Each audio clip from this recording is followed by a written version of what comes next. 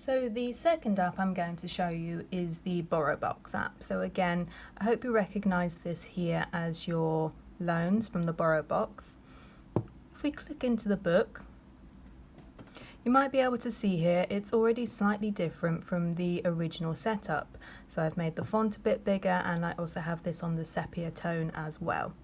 Very similar to if you're using Libby. If you click near the top or the bottom, going to bring up this menu, and in this case we're going over to this bottom left corner.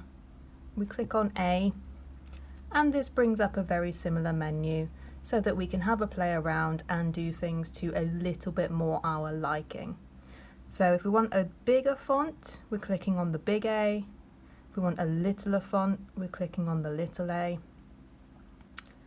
And we can also change the font itself. So again, I have it on Vidania here, which is a little bit more rounded, but you can go for the classics, and you can also go for the dyslexia friendly again.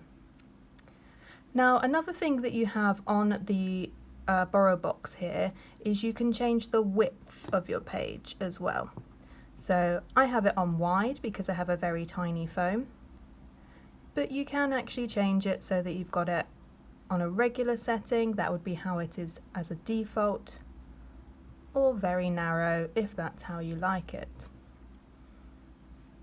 I'm going to go back to the wide setting, and again we have a couple of different color themes here. So the bright white is very bright, that's high contrast, black and white. And then you have the paper one, which is your regular go-to. And then you also have the sepia and your night setting again.